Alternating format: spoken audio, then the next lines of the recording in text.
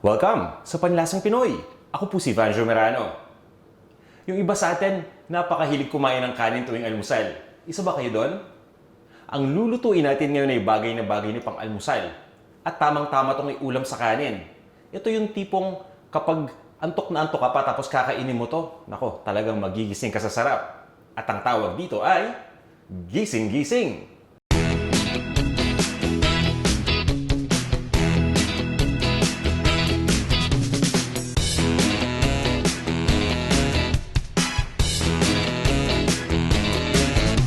Ito yung mga ingredients na gagamitin natin para sa dish na to. Long green beans. Kilala rin natin ito sa tawag na Baguio beans. Hiniwa lang natin ng maliliit na peraso. Ito naman yung ating giniling na baboy o ground pork. Bagoong alamang. Sile. Itong sile nasa sa inyo kung gaano karami. Depende ito dun sa inyong tolerance. Ito naman yung ating sibuyas. Sibuyas na dilaw ang gamit natin dito. Pwede kayong gumamit ng sibuyas na puti o sibuyas na pula. Ito naman yung bawang. Hiniwa lang din natin ng maliliit na peraso. At syempre, kailangan natin dito ng ating Knorr ginataang gulay mix. At ang gamit ko dito ay 2 peraso na 33-gram pack. Bukod sa mga ingredients na to, kailangan din natin gumamit ng tubig at ng mantika. Ito naman yung kompletong lista ng mga ingredients, kasama ang sukat ng bawat isa.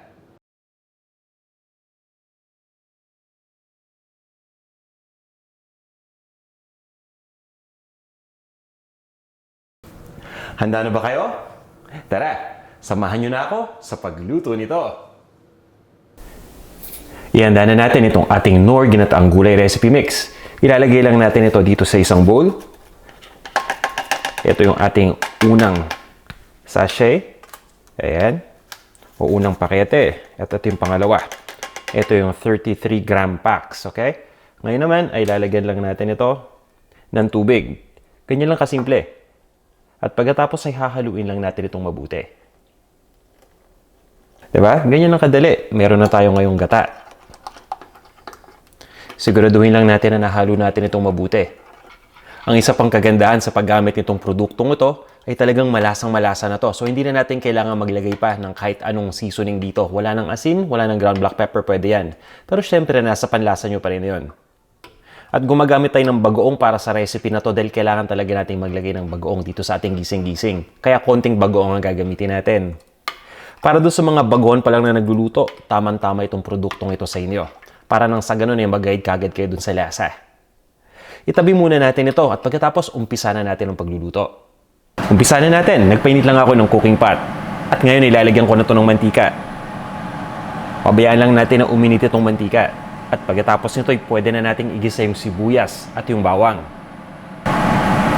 At habang pinapainit natin itong mantika, isa-spread muna natin ito dito sa ating lutuan. Ayan.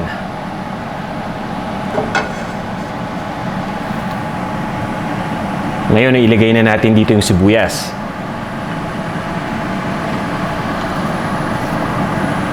Ito yung dilaw na sibuyas na chinap ko lang. Gaya nga ng sinabi ko kanina, pwede kayong gumamit ng pula o ng puting sibuyas dito. Pwedeng chopped or pwedeng minced o yung hiniwa ng maliliit na peraso. Nasa sa inyo yan. Pabayaan lang natin itong maluto ng mga 30 seconds para lumambot lang ng bahagya. At pagkatapos, ilalagay ko na dito yung bawang. Ayan, ready na to. So, ilagay na natin dito yung bawang. Ito yung ating minced garlic. Ito yung bawang na 4 na peraso to, 4 na cloves ang gamit natin. Ang ginawa ko ay dinurog ko muna o dinikdik ko muna at pagkatapos ay hiniwa ko lang ng maliliit na peraso. Ayan.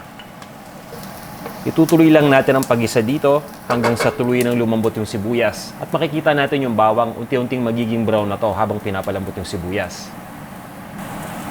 Pag sinabing gisa, dapat naka-high heat lang lagi tayo. At pwede rin nating haluin ito habang ginigisa natin. Nang sa ganun maging pantay-pantay yung pagkakaluto.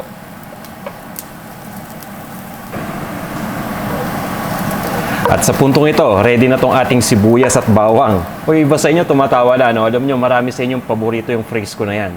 Sa puntong ito, ready na to. So, ito.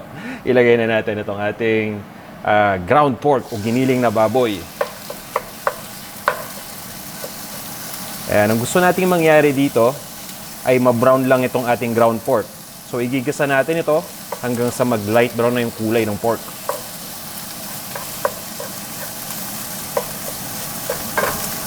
Diba? Simpleng-simple lang ang pagluto nitong gising-gising. Kapag nag-light brown na yung pork, pwede na natin ilagay dito yung ibang mga ingredients pa. Kagaya ngayon, gagamit ako ng sili. Gusto ko kasi yung gising-gising na niluluto ko maanghang. Para talagang gising na gising ako pag kinain ko to. Ayan, ready na to. So, ganito lang yung gusto nating mangyari. Mag-light brown lang yung kulay ng ground pork. Ilalagay na natin dito yung sili. Mas maganda dito sa gising-gising, maanghang. Pero kung ayaw ninyo na maanghang, pwede kayong hindi maglagay ng sili. Hindi lang to makakagising masyado. Pero sa sarap, nako, gising na gising kayo, sigurado yan. Sa anghang, hindi masyado, no? So, nasa sa inyo yung dami ng sili na ilalagay dito. Kung kaya nyo naman ng anghang, pero konti lang, edi konting sili lang na ilagay natin. Pero kung gusto niyo na sobrang anghang, lagyan niyo ng maraming sili. Total, kayo naman ang kakain yan. So, walang problema. Kailangan din nating maglagay dito ng bagoong alamang. 1 tablespoon lang ang ginagamit ko. Dahil malasang-malasa na yung ating ginataang gulay recipe mix. Kung wala kayong bagoong alamang, pwede kayong gumamit ng patis dito. Ayan, haluin lang natin ito at lulutuin lang natin ng mga 1 minuto pa. Ngayon naman, ilagay na natin itong ating Knorr ginataang gulay mix na dinilute lang natin sa tubig kanina. So, inahalo ko uli para talagang well-diluted na to. Bubuhos lang natin dito. At pagkatapos ay papabayaan lang natin yung kumulo. Haluin lang natin uli. At habang pinapakulo natin, tatakpan muna natin ito.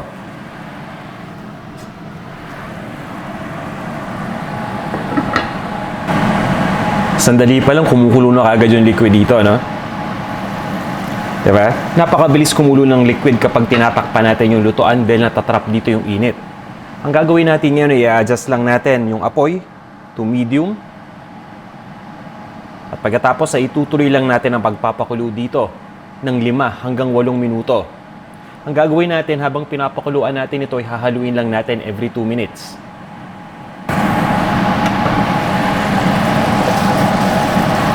At kung napapansin niyo na medyo natutuyuan na ng tubig, pwede kayong magdagdag dito hanggang sa matapos lang natin yung 5 hanggang 8 minuto. Ngayon, ready na to. Pwede na nating ilagay dito yung Baguio beans o yung long green beans na hiniwa lang natin ng maliliit na peraso.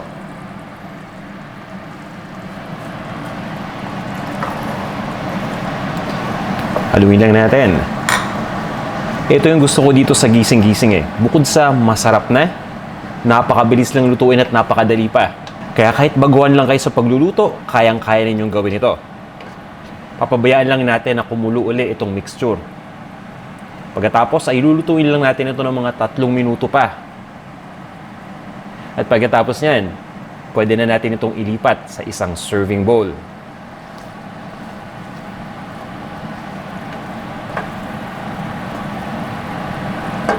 At syempre, i-serve na natin. Ito na ang ating gising-gising.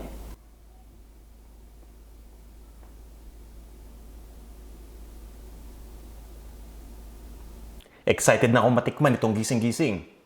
Kaya sumandok na tayo dito para matikman na natin kaagad. Bango-bango. At mainit-init pa. Ang sarap talagang kainin ito. Lamayan pa natin para lalo tayong ganahan.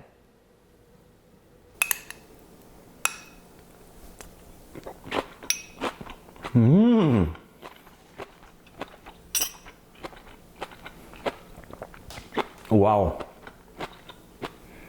Crunchy, napakalasa, ang sarap, at maanghang pa. Tamang-tama to para sa akin. Alam nyo, kanin na lang ang kulang. Diba? Napakadali lang lutuin itong gising-gising. Sabi ko naman sa inyo kahit bagon pa lang kayo sa pagluluto, kayang-kaya niyong gawin ito. Sana'y may natutunan na naman kayong bago ngayong araw na to.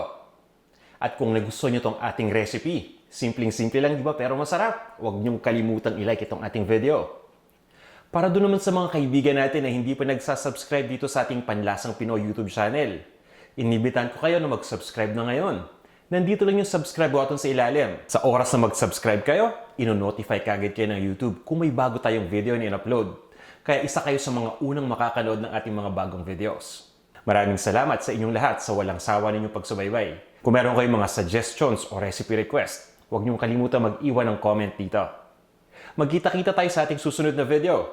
Maraming salamat ulit.